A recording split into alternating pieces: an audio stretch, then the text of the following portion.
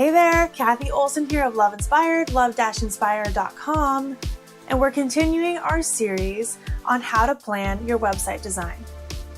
And today we are talking about your services page. This one freaks so many people out because it's where you finally get into a sales conversation.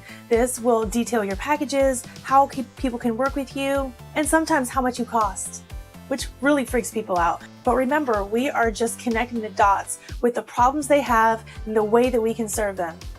So when you're thinking about it that way, you want to think about it from their perspective.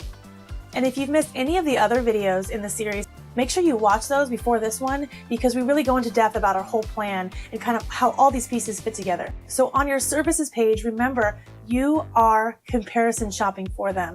There's other people out there that do what you do, and we want to make it clear to them that you are the best fit. So the first tip is that you don't want to overwhelm them. You need to be concise and clear and exactly what is included in your packages. Yes, you want to tell how you are different, but you don't want a lot to read. You want them to be able to compare your services, see what your prices are if you're going to include those here, and really get a sense of the value of what they're getting. So I really just want you to imagine yourself in their position. What do you need them to know to get them to know, like, and trust you so that they can move forward?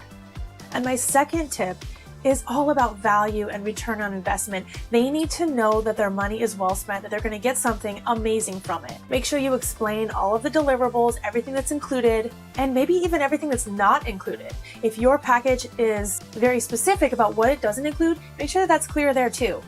You don't want any confusion.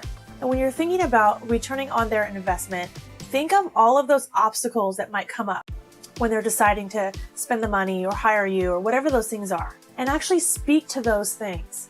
Maybe you want them to think about how they'll feel afterward. So instead of saying negative words like overwhelmed and stressed, you want to play up the positive words like I'll figure it out for you, and maybe freedom, free time. You want them to be thinking about who they will be after they work with you, because that's where the value comes in. That's where the return on investment comes in. You don't want them to be focusing on all the hurdles they need to get there to start working with you. You want them to think about, after they're done working with you, the value they will have received. And the third thing that you want to make sure that you have on your services page that will make it amazing is social proof. You best have social proof on your services page. This is where we're talking about money, we're talking about exchanging things, this is like where we're making like a real commitment. And we need to know, we need to hear that other people have gone through this before, they've taken the leap, and it's been an amazing decision, and that they're so happy they made that decision. And I actually don't think it should be too many testimonials, too much social proof here, depending on your strategy and of course on your type of business, but make sure that it's digestible, it's still clear and concise and easy to understand.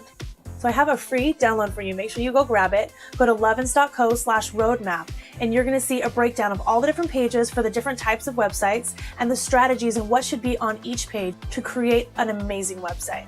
So I hope this was helpful. Next week, join me where I'm going to be talking about your portfolio or your showcase page and what should be over there to make it amazing. Thanks, guys.